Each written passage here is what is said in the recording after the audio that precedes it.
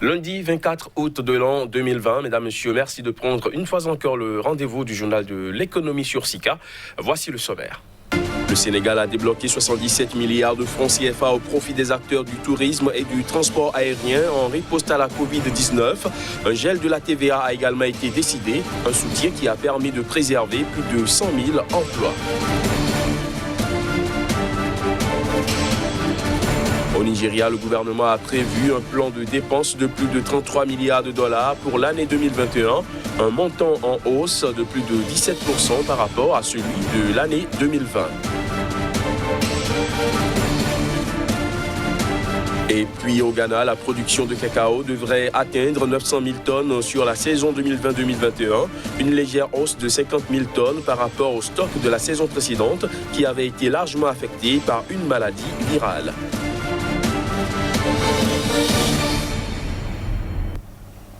Voilà pour les titres. Bienvenue à tous. Au Sénégal, le gouvernement a affecté une enveloppe globale de 77 milliards de francs CFA dans le cadre du plan de résilience économique et sociale pour faire face à l'impact de la pandémie de la Covid-19 dans les secteurs du tourisme et des transports aériens. Ce montant a permis de préserver plus de 100 000 emplois et préparer la relance post-Covid.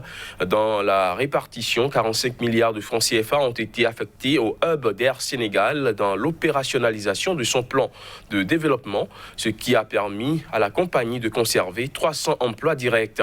Le gouvernement sénégalais a par ailleurs procédé à un gel de la TVA des entreprises du secteur du tourisme et des transports aériens pour une durée indéterminée. Au Nigeria, le gouvernement a prévu un plan de dépenses de plus de 33 milliards de dollars pour l'année 2021, un montant en hausse de plus de 17% par rapport à celui de l'année 2020. Ce plan devrait se concentrer sur l'achèvement des projets en cours et sur le remboursement de la dette du pays. Voici les détails. Le Nigeria a prévu de dépenser plus de 33 milliards de dollars dans le cadre de son budget pour l'année 2021. Il s'agit d'une hausse de plus de 17% par rapport aux 28,2 milliards de dollars de dépenses annoncées pour le budget de l'année 2020, un montant qui a été finalement révisé à la hausse pour faire face aux chocs induits par les effets combinés de la pandémie du nouveau coronavirus et de la chute des cours du pétrole. Cette double crise fait peser sur le pays d'importantes contraintes budgétaires qui ont poussé les autorités nigérianes à solliciter des prêts de plusieurs bailleurs de fonds internationaux dans le but de financer un plan de relance de l'économie. Environ 25% des dépenses prévues seront affectées au service de la dette.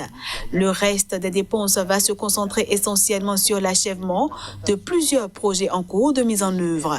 Face à ces dépenses, il faut dire que les autorités s'attendent à des recettes de seulement 19,5 milliards de dollars en 2021, une situation qui devrait creuser encore plus le déficit budgétaire du pays. En bref, la production mondiale de minerais de fer devrait croître de manière modeste sur les 10 prochaines années. Il s'agit d'une prévision annoncée par le cabinet Fitch Solutions. La firme d'analyse prévoit que cette production passe de 3 milliards de tonnes cette année à 3,7 milliards de tonnes en 2029, avec un taux de croissance moyen de 2%. Cette croissance devrait être portée par l'extension des mines au Brésil et l'augmentation de la production en Inde. La production brésilienne de haute qualité particulièrement prisée par les producteurs d'acier chinois passera de 416 millions de tonnes cette année à 546 millions de tonnes d'ici 2029. Au Ghana, la production de cacao devrait atteindre 900 000 tonnes sur la saison 2020-2021, une légère hausse de 50 000 tonnes par rapport au stock de la saison précédente qui avait été largement affecté par la maladie virale de Swollen Shoot. Dans un récent rapport parlementaire rendu public, le Conseil ghanéen du cacao, Cocoa Board, a annoncé une prévision de la récolte de cacao durant la campagne 2020-2021 au Ghana. D'après cette prévision, la récolte devrait atteindre 900 000 tonnes. Ce volume annoncé marque une hausse de 50 000 tonnes par rapport à la production de la saison précédente. Une saison qui a été affectée par la maladie virale du cacaoyer, qui sévit dans le nord-ouest du pays. Dans son rapport parlementaire, le Conseil ghanéen du cacao a prévu de lever un prêt syndiqué de 1,3 milliard de dollars pour financer ses achats de cacao dans le cadre des préparatifs de la saison 2020-2021 qui est prévue pour démarrer au mois d'octobre prochain. La dite opération devrait être assortie d'un taux d'intérêt égal au Libor à un mois, majoré notamment d'une marge de 1,75% ainsi que d'une commission d'engagement de 0,62% par an. La filière cacao au Ghana, faut-il le rappeler, a rapporté en 2019 des recettes d'exportation de 2,3 milliards de dollars.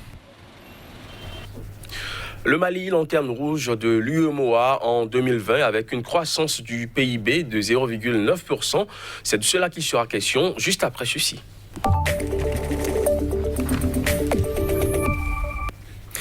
Kazmi Pedjo, merci de prendre une fois encore le rendez-vous de ce plateau pour des informations.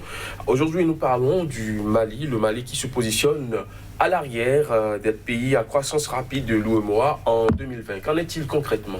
Merci, Crépi. Il faut dire que selon le dernier rapport, sinon la dernière note de conjoncture de l'agence de l'Union économique et monétaire ouest-africaine, publiée en début du mois de juillet, le Mali serait en train donc de perdre l'estime en termes donc de croissance économique. En effet, selon donc ce rapport, la croissance du produit intérieur brut s'afficherait autour de 0,9% pour le compte donc de l'année 2020 contre 5,1% il y a un an.